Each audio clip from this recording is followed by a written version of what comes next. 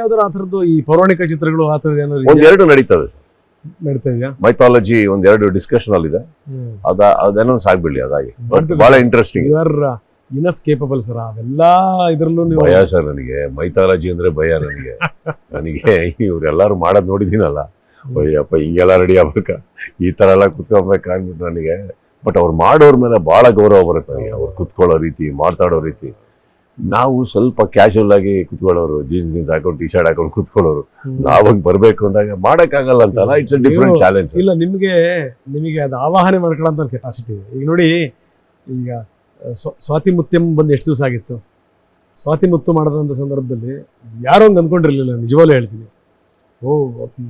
ಇವ್ರು ಇಷ್ಟರ ಮಟ್ಟಿಗೆ ಪರ್ಫಾರ್ಮ್ ಮಾಡ್ತಾರೆ ಅಂತ ಯಾರು ಅಂದ್ಕೊಂಡಿಲ್ಲ. ಯಾಕಂದರೆ ನಿಮಗೆ ಗೊತ್ತಿದೆ, ಕಮಲ್ ಹಾಸನ್ ಅಂದ್ರೆ ಅವ್ರದ್ದು ಲೆವೆಲ್ಲೇ ಬೇರೆ, ಅವ್ರ ಪಾತ್ರ, ಅವರ ಆವಾಹನೆ ಮಾಡ್ಕೊಳ್ಳೋ ರೀತಿನೇ ಬೇರೆ.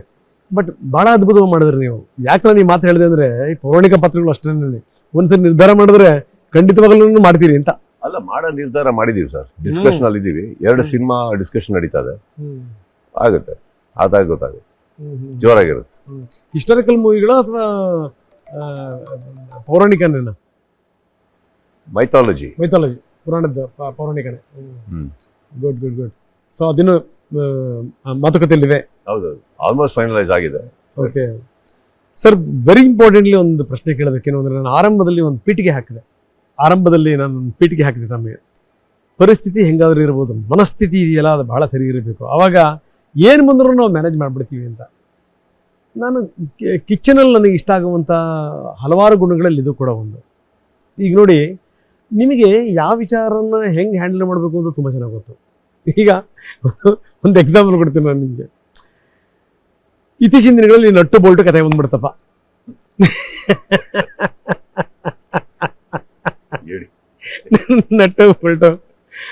ನಟ್ಟು ಬೋಲ್ಟು ಕಥೆನ ಭಾಳ ಚೆನ್ನಾಗಿ ಅದು ಏನು ಟೈಟ್ ಮಾಡಿದ್ರು, ಅದೇನು ಲೂಸ್ ಮಾಡಿದ್ರು ನಮಗಂತೂ ಗೊತ್ತಿಲ್ಲ. ಆ ನಟ್ಟು ಬೋಲ್ಟು ಇದನ್ನು ತುಂಬ ಚೆನ್ನಾಗಿ ಹ್ಯಾಂಡಲ್ ಮಾಡಿದ್ರಿ ಅಂತ ಅನ್ನಿಸ್ತು. ಏನಕ್ಕಂದ್ರೆ ಸರ್, ಎರಡು ಬರುತ್ತೆ ಸರ್. ಒಂದು, ಆ ಕಡೆ DK ಸಾಹೇಬರು ನಮಗೆ ಭಾಳ ಪರಿಚಯಿಸಿದ್ರು. ಅವ್ರ ಹತ್ರ ಕುತ್ಕೊಂಡಾಗ ಕೆಲವು ಒಳ್ಳೆ ವಿಷಯಗಳಿದೆ ಸರ್, ವ್ಯಕ್ತಿತ್ವ ಇದೆ. ಅವ್ರ ವ್ಯಕ್ತಿ ತುಂಬ ತಮಾಷೆ ಮಾಡ್ಕೊಂಡಿರೋ ವ್ಯಕ್ತಿಯವರು. ಅಷ್ಟು ಟಿವಿಯಲ್ಲಿ ಕಾಣೋಷ್ಟು ಅಷ್ಟು ತಲೆಗೆ ತಗೊಂಡು ಸೀರಿಯಸ್ ಆಗಿ ಯಾಕಂದ್ರೆ ಒಬ್ಬ ಮನುಷ್ಯನಿಗೆ ಅವ್ರ ಪವರ್ ಏನು ಅಂತ ಗೊತ್ತಿರ್ಬೇಕಾದ್ರೆ ಅವ್ರು ಯಾಕೆ ಮಾತಾಡಬೇಕು? ಹಿಂದೆಂದಾನೆ ಬಂದು ಮಾಡ್ಬೋದಲ್ಲ. ಆ ವ್ಯಕ್ತಿ ಹತ್ರ ಇದೆ ಪವರ್, ಬಟ್ ಮಾತಾಡೋದ್ರಿಂದ ಅರ್ಥ ಹಿಂದೆಂದ ಬರ್ತಾ ಇಲ್ಲ ಅಂತ ಮುಂದೆನೆ ಹೇಳಿದ್ರು ಅಂತ. ಮುಂದೆ ಹೇಳ್ಬೇಕಾದ್ರೆ ಅದ್ರ ಆಚಾರ ವಿಚಾರ ತೊಗೊಳಕ್ ಹೋದಾಗ ಹಾಫ್ ಬಾಯ್ಲ್ಡ್ ಇನ್ಫಾರ್ಮೇಶನ್ಸ್ ಇದೆ ಅವರಿಗೆ ಕೆಲವು. ಕರೆಕ್ಟ್, ಅದು ಅವ್ರು ತಪ್ಪಲ್ಲ. ಬಟ್ ಆ ಮೂಮೆಂಟ್ ಅಲ್ಲಿ ಹೇಳಿದ್ರು.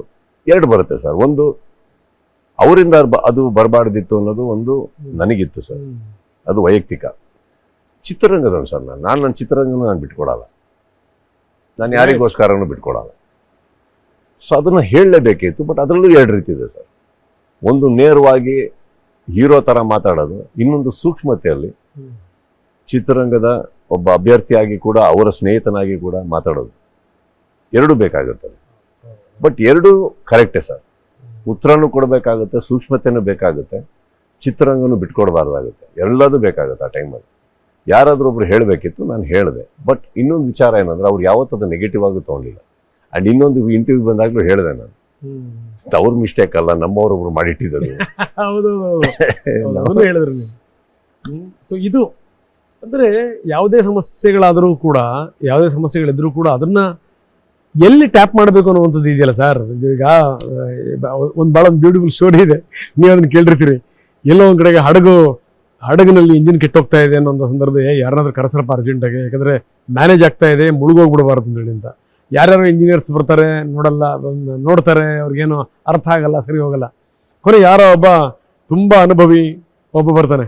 ಅವ ಬಂದು ಏನಿಲ್ಲ ಇದೆ, ನಥಿಂಗ್ ಟು ವರಿ ಅಂತೇಳಿ ಒಂದು ಸುತ್ತಿಗೆ ತಗೊಂಡು ಒಂದೆರಡು ಸರಿ ಬಡಿತಾನೆ. ಬಡಿದ ತಕ್ಷಣ ಏನೋದು ಇಂಜಿನ್ ಸ್ಟಾರ್ಟ್ ಆಗಿಬಿಡುತ್ತೆ. ಆಮೇಲೆ ಕೊನೆಗೆ ಅವನಿಗೆ ಈ ದುಡ್ಡು ಕೊಡೋ ವಿಚಾರಕ್ಕೆ ಸಂಬಂಧಪಟ್ಟಂಗೆ ಬಂದಂಥ ಸಂದರ್ಭದಲ್ಲಿ ಅವನಿಗೆ ಒಂದು ದೊಡ್ಡ ಮೊತ್ತನ ಅವನು ಕೇಳ್ತಾನೆ. ಆಗ ಅಯ್ಯೋ, ಇಷ್ಟು ಸಣ್ಣ ಸುತ್ತಿಗೆನಲ್ಲಿ ಹೊಡೆದಿದ್ದಕ್ಕೆ ಇಷ್ಟೊಂದು ದೊಡ್ಡ ಮೊತ್ತನ, ಇಷ್ಟು ದೊಡ್ಡ ಅಮೌಂಟ ಅಂತ ಕೇಳ್ತಾನೆ ಅವನು ಹಡಗಿನ ಮಾಲೀಕ. ಅದಕ್ಕೆ ಅವನು ಹೇಳ್ತಾನೆ, ಅಲ್ಲ ಹೊಡೆಯೋದು ದೊಡ್ಡ ಸಂಗತಿ ಅಲ್ಲ, ಎಲ್ಲಿ ಹೊಡಿಬೇಕು ಅಂತ ಗೊತ್ತಿದೆಯಲ್ಲ, ಅದಕ್ಕೆ ಇಷ್ಟು ಬೇಕು ಅಮೌಂಟ್ ಅಂತ ಅವನು. ಅಂದ್ರೆ ಅರ್ಥ ಆಯ್ತು.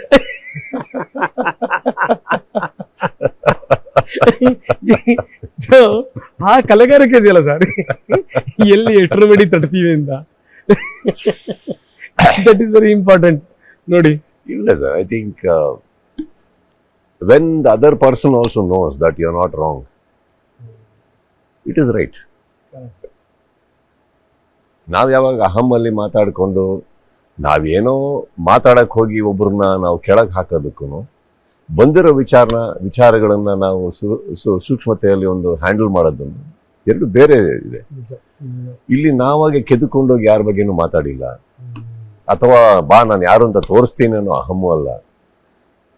ಹೇಳಬೇಕಿತ್ತು, ಹೇಳೋಕ್ಕೊಂದು ರೀತಿ ಇತ್ತು, ಒಂದು ವೇದಿಕೆ ಇತ್ತು, ಅವರಾಗೆ ಕೇಳೋದು ಹೇಳಿದೆ.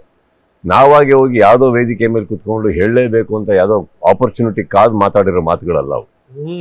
That I will never do. I will never do. ಕೇಳದೇ ಇರೋ ಪ್ರಶ್ನೆಗಳಿಗೆ ನಾನು ಯಾವತ್ತೂ ಉತ್ತರ ಕೊಟ್ಟಿಲ್ಲ ಸರ್. ನಿನ್ನ ತಲೆಯಲ್ಲೇ ಇಲ್ದಿರೋ ಪ್ರಶ್ನೆಗೆ ನಾನೇ ಉತ್ತರ ಕೊಡಲಿ? ಅದು ಬೇಕು ಬಿಡಿ, ಇದು ಬೇಕೇ ಬೇಕು. ಈ ಸಂಬಂಧಗಳನ್ನು ಈ ಮೇಂಟೈನ್ ಮಾಡ್ಕೊಳ್ಳೋದು ಹೆಂಗೆ?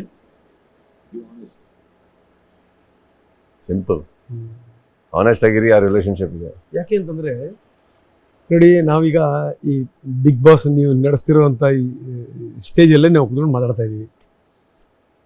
ಬಿಗ್ ಬಾಸ್ದು ಕಿಚ್ಚ ಅವ್ರು ಭಾಳ ಅದ್ಭುತವಾಗಿ ಮಾಡ್ತಾ ಇದ್ದಾರೆ, ಅದರಲ್ಲಿ ಯಾವುದೇ ಡೌಟ್ ಇಲ್ಲ. ಜನರ ಮನೆ ಮುಟ್ಟಿದೆ, ಅದೆಲ್ಲ ಸಮಸ್ಯೆಗಳು ಬಂದಂಥ ಸಂದರ್ಭದಲ್ಲಿ ಅದನ್ನು 24 ಗಂಟೆನಲ್ಲಿ ಬಗೆಹರಿಸಿದಂಥ ರೀತಿ ಇತ್ತಲ್ಲ. ಆವಾಗ ಆಯ್ಕೆದಾರರು ಅಂದ್ಕೊಂಡಿರ್ತಾರೆ ಏನು ಅಂತಂದರೆ, ಇಲ್ಲ ನೀವೇ ಇರಬೇಕು ಅಂತ ಹೇಳಿದ ನಾವು ಎಷ್ಟು ಸೂಕ್ತ ಅಂತ ಅವ್ರಿಗೂ ಮನವರಿಕೆ ಆಗಿರುತ್ತೆ ಅಂತ.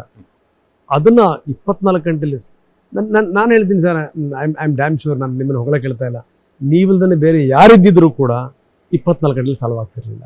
ಅದು ನಾನು ಅಂತಲೂ ನಾನು ಹೇಳ್ತಾ ಇಲ್ಲ, ಯಾಕಂದ್ರೆ ನಾನು ಟಚ್ ಮಾಡಿರೋ ವ್ಯಕ್ತಿಗಳು ಕೂಡ ನನಗಷ್ಟು ಗೌರವಿಸದೇ ಇರಲಿಲ್ಲ ಅಂದ್ರೆ ಆಗಲ್ಲ. ಅವರೆಲ್ಲರೂ ಗೌರವಿಸಿದ್ರೆ ಎಲ್ಲರೂ ಓವರ್ ನೈಟ್ ಸರ್. ಇದೆಲ್ಲ ನೋಡಿ, ರಾತ್ರಿ 11-12 ಗಂಟೆ ಮೇಲೆ ನಡೆದಿರೋದು ಇದು.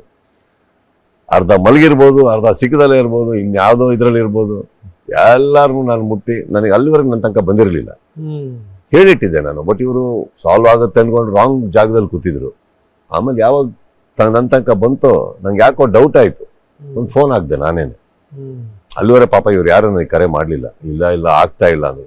ಹಂಗಾಗಕ್ಕೆ ಬಿಡಬೇಡಿ, ಏನಾಗ್ತಾ ಇದೆ ಹಿಂಗೆ, ಒಂದು ನಿಮಿಷ ತಾಳಿ ಡೀಟೇಲ್ ಕಳಿಸಿ ನನಗೆ, ಯಾರ್ಯಾರ ಹತ್ರ ಮಾತಾಡ್ತಾ ಇದ್ದೀರಾ ನೀವು ಎಲ್ಲ ಹೇಳಿದ್ರು. ನಾನೊಂದು ಇಷ್ಟು ಕಾಲ ನಾನು ಸುಮಾರು ತನಕ ಮಧ್ಯರಾತ್ರಿ ತನಕ ಎಚ್ಚರಿಕೆದ್ದೆ ಸರ್. ಎಲ್ಲರೂ ನೆಪ್ಸಿಟ್ಕೊಂಡು ಎಲ್ಲ ಹಿಡ್ಕೊಂಡು ಅವಾಗವಾಗೆ ಲೆಟ್ರ್ ಹೋಗ್ಬೇಕು, ಅವಾಗವಾಗೆ ಮಾಡಬೇಕು, ಎಲ್ಲದು ಮಾಡಿಸಿ. ಯಾಕಂದ್ರೆ ಲೀಗಲ್ ಕರೆಕ್ಟ್ ಇದ್ದೀವಿ ನಾವು.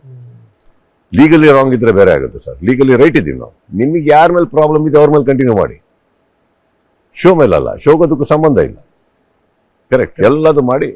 ಆ್ಯಂಡ್ ನಾನು ನಿಮ್ಗೆ ಹೇಳಿದ್ನಲ್ಲ ಹಾಗೆ, ಈಗ ನಾವು ಯಾರ್ಯಾರಿಗೆ ಕರೆ ಮಾಡ್ತೀವೋ ಅವ್ರ ಹತ್ರ ನಮ್ಮ ಸಂಬಂಧ ಚೆನ್ನಾಗಿಲ್ಲ ಅಂದರೆ ಇದ್ಯಾವುದು ಆಗಲ್ಲ ಸರ್. ಸಂಬಂಧಗಳು sir, it is important sir. ಅವಾಗ ಏನಾಗುತ್ತೆ, ಈ ಸಂಬಂಧ ಅಂತ ಬಂದಾಗ ಸರ್, ಎಷ್ಟೋ ಒಂದು ಕಡೆ ಬರೀ ಗಿವ್ ಆದ್ರೂ ಪ್ರಾಬ್ಲಮ್ ಆಗುತ್ತೆ, ಬರೀ ಟೇಕ್ ಆದ್ರೂ ಪ್ರಾಬ್ಲಮ್ ಆಗುತ್ತೆ. It should be give and take, and it should be hand and glove. ಅವರಿಗೆ ನಮ್ಮ ಅವಶ್ಯಕತೆ ಇರುತ್ತೆ, ಅವಾಗ ನಿಷ್ಕಳಂಕವಾಗಿ ಹೋಗಿ ಅವ್ರಿಗೆ ಕಣ್ಣು ನಿಂತ್ಕೊಳ್ಳಿ ಅವ್ರಿಗೆ. ಅವಾಗ ನಿಮ್ಮ ಚಿಕ್ಕ ಪುಟ್ಟಾಗ ಅವ್ರು ಬರ್ತಾರೆ, ಬರಲ್ಲ ಅಂತ ಏನಿಲ್ಲ. It is very simple to maintain all this. 100% sir.